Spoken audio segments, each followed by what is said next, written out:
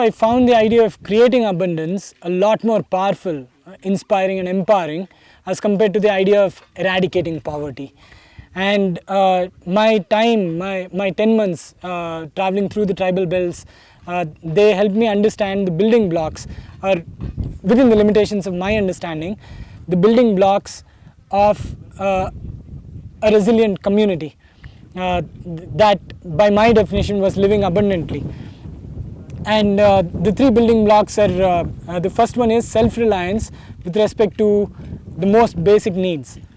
So they have complete control over most of the resources that are necessary and sufficient to fulfill their basic needs. And the second principle is they achieve that self-reliance through a conscious practice of interdependence. They depend on each other. So it's only when the individuals that form a community are able to establish and respect traditions of interdependence that the community as a whole has any chance of being independent. And the third principle is they respect, the way they respect, nourish and nurture the soil, the air and the water and all the life forms that these three elements carry. So these three principles I felt could be used as building blocks to start designing a community that lives by the same principles. And so I wanted to create a prototype of such a community in the regular villages, in the regular space of rural India. And I then came back to my native district, which happens to be Anantapur, because I realized that doing something like this requires familiarity with local culture and local language. So I came back to Anantapur district, travelled to about 166 out of the 1,000 villages in the district, settled in one village called Tekulodu, which is in Chilmatur Mandal. And I came back to this village in 2010 August, and ever since I've been living in this particular village. And the first few months in this village, my goal was to become familiar to the villagers and blend in to the village community. I didn't want to sound like I'm there to make some changes and all of that, and even deep inside my heart, I never believed that I was there to change anything. I just wanted to belong to the community. And the first 3 months, the way I spent it is I told the entire village that I'd be eating at a different house each day, and I'll be contributing my labor to whatever they do for a living. And so I would get 3 meals a day, and during dinner I would open up a template with a few questions about financial information. So it would be like a family's profit and loss account. And in about 100 days, I had a reasonably authentic financial information of all the 100 families in the village. And then I picked up one family that was probably at the lowest rung in terms of their financial status in the village, and I decided to work with them.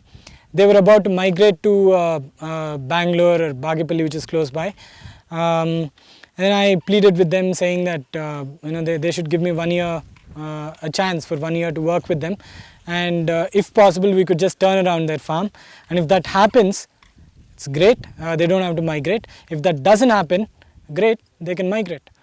And they were kind enough to allow me to work with them for about a year, and we started by building a house for them within their plot, which was about a 3-acre plot, and it was hardly cultivable when I went to their plot for the first time.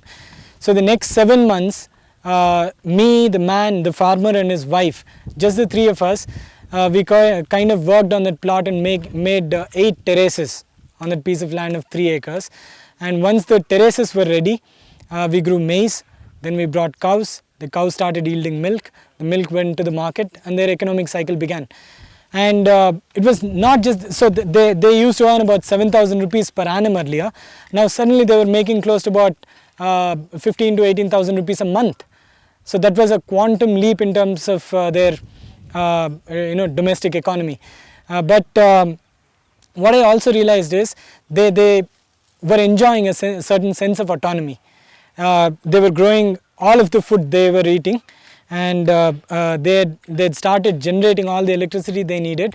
We had built a little handmade wind turbine for that purpose. And we had built a little double-decker hut, which most of the visitors started calling Mud Hayat. So it was a beautiful place to live in.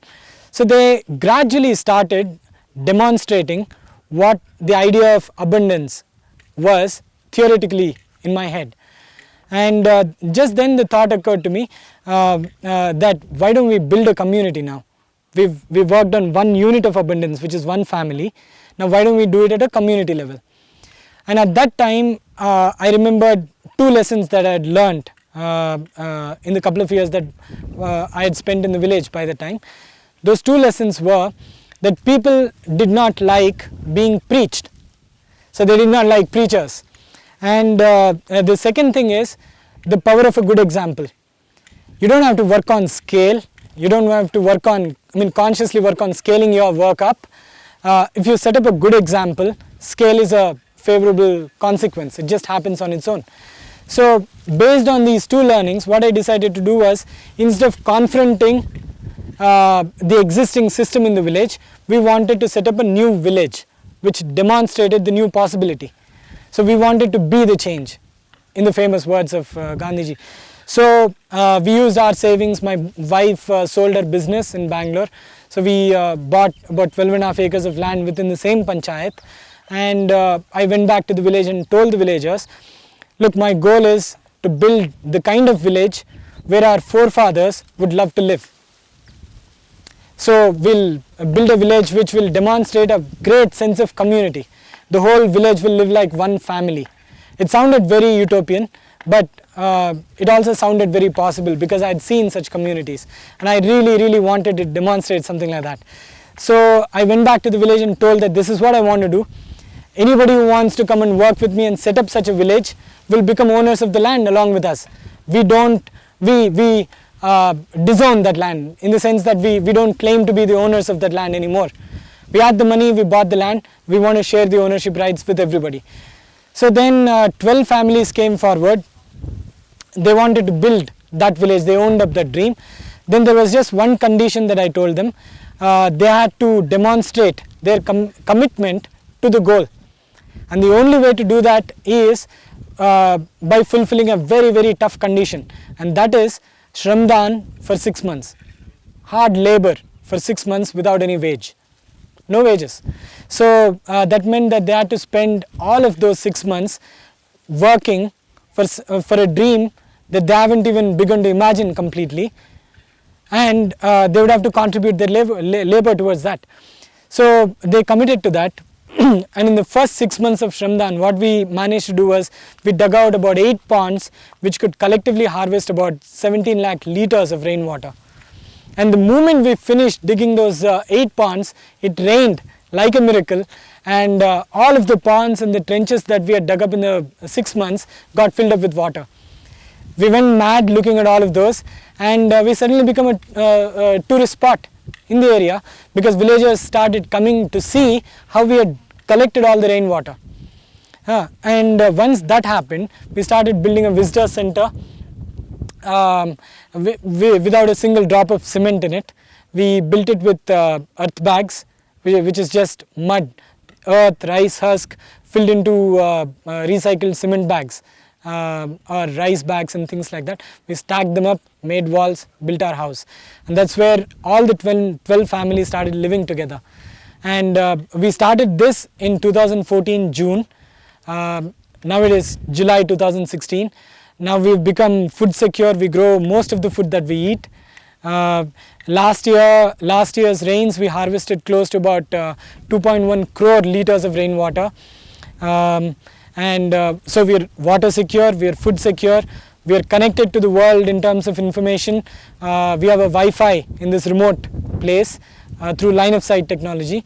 And for the next 1 year, we plan to work on becoming secure with respect to all 9 basic needs.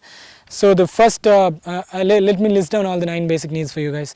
Food and water, shelter, clothing, healthcare, energy, connectivity, trade, education, and disaster management.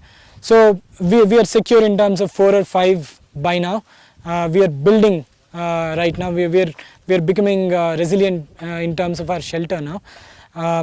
So this year we are going to be primarily focused on setting up a model for education, and our education model will it will be completely application oriented. Kids will first learn to do things.